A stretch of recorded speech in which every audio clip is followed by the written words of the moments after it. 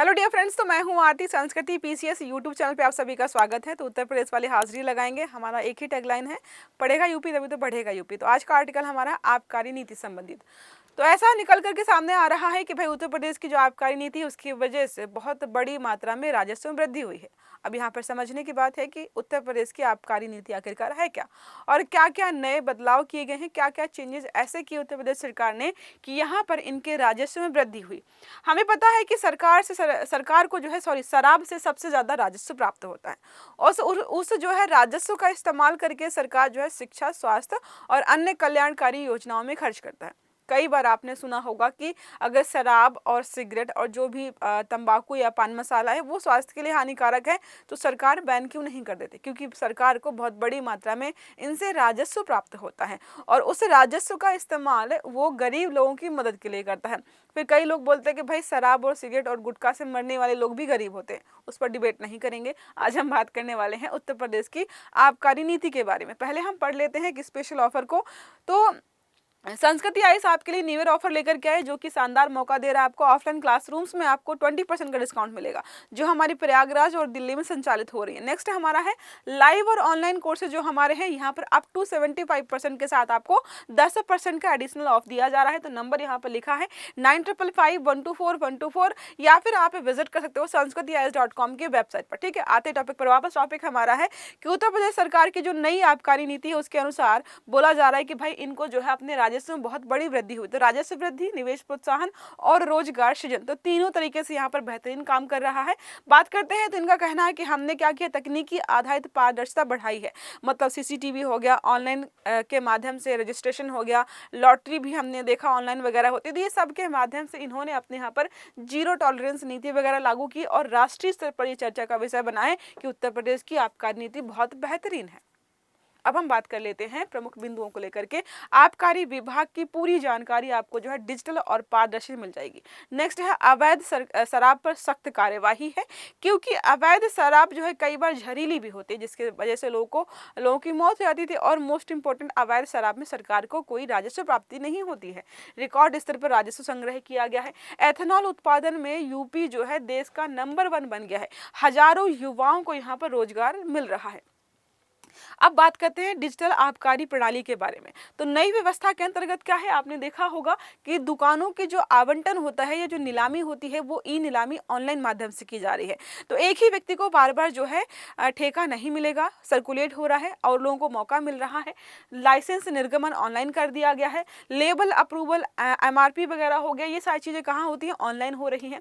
निर्यात या परिवहन का परमिट है वो भी आपको ऑनलाइन दिया जा रहा है। तकनीकी नियंत्रण में अगर हम बात करते हैं तो उत्पादन, परिवहन, बिक्री सब पर डिजिटल निगरानी रखी गई है। जो है डिस्टिलरी और जो है वेयर हाउसेस में सीसीटीवी लगाए गए हैं ताकि मैनुअली जो भी हस्तक्षेप होता है वो कम से कम यहाँ पर हो। अवैध शराब के खिलाफ जो है सरकार ने निर्णायक भूमिका निभाई। इनका मानना है कि हमने 2025 में 79,000 जो है 990 केस दर्ज किए हैं। जो बरामद किए शराब जो है 20.86 लाख लीटर, गिरफ्तार हुए टोटल 15,085 और उसमें से 2,755 लोगों को जेल भेज दिया है जो कि अवैध प्रकार की शराब बनाया बेच रहे थे। जन सहभागिता के लिए पहल भी स्टार्ट की है। तो टोल फ्री नंबर यहाँ पर दिया हुआ है 14405, कंट्रोल एंड कमांड कोड है। इस पे आप जो है सेंटर का नंबर है, आप इस पे कॉल कर सकते हो।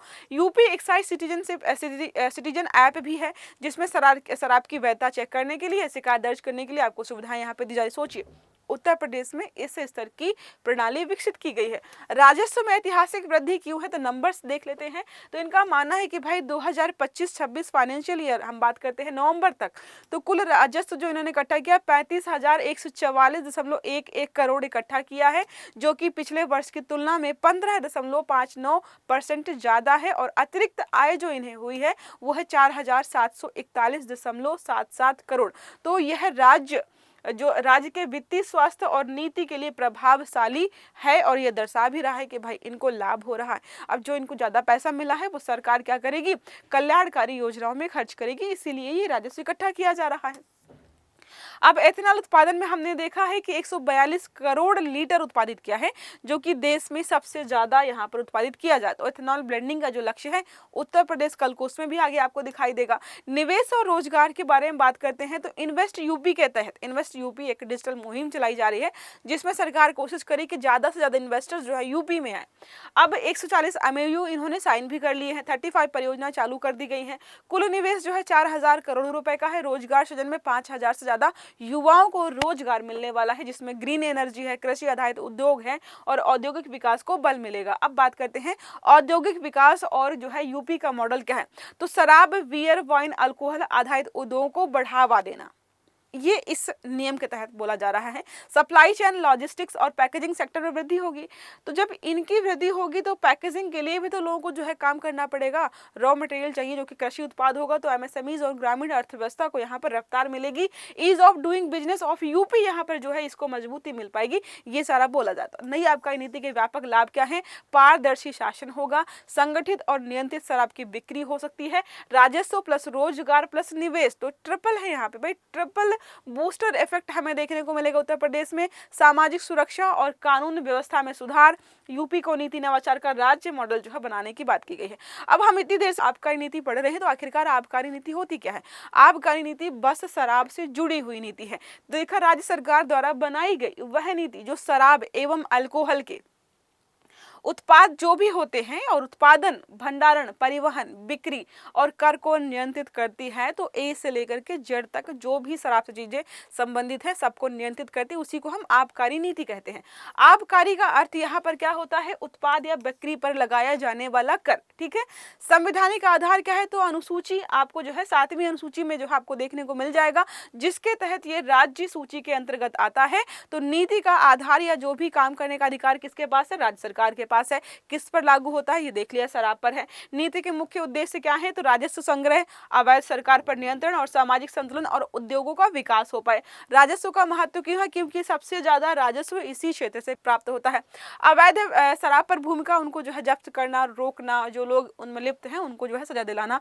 सामाजिक उद्देश्य क्या है? समरसता स्थापित करना, अनियंत्रित जो बिक्री हो रही उसको रोकना। औद्योगिक भूमिका यहाँ पर है डिस्टिलरी और हो गया, ब्रुअरी है, एथेनॉल प्लांट्स को बढ़ावा देना। रोजगार हमने देखा है कि 5000 से ज्यादा युवाओं को रोजगार मिलेगा। नीति में शामिल तत्व देखें तो लाइसेंस प्रणाली को अपनाया गया है, टैक्स दर, दुकान आवंटन और एमआरपी निर्धारण सब कुछ ऑनलाइन किया जा रहा है। डिजिटल पहल हमने देख ली है। निगरानी तंत्र में सीसीटीवी वगैरह लगाए जा रहे हैं। मैनुअल जो हस्तक्षेप है वो कम से कम रखा जा रहा है। नीति में बदलाव क्यों किया? क्योंकि चाहते थे भाई राजस्व बढ़े। राजस्व कब बढ़ेगा? जब अपनी नीतियों में बदलाव करेंगे। उत्तर प्रदेश मॉडल जो है ई लॉटरी, जीरो टॉलरेंस और रिकॉर्ड राजस्व वृद्धि की गई है। अन्य नाम यहाँ पर है कि राज्य आबकारी नीति के नाम से जानते हैं। समझ में आ गया होगा यहाँ तक आपको। प्रश्न हमारा इसी आर्टिकल से संबंधित है कि उत्तर प्रदेश की नई आबकारी नीति का प्रमुख या मुख्य परिणाम क्या रहा है। ठीक है, तो विकल्प है केवल शराब की बिक्री में वृद्धि हुई है। दूसरा है अवैध शराब को बढ़ावा मिला है। तीसरा है राजस्व, निवेश और रोजगार में वृद्धि।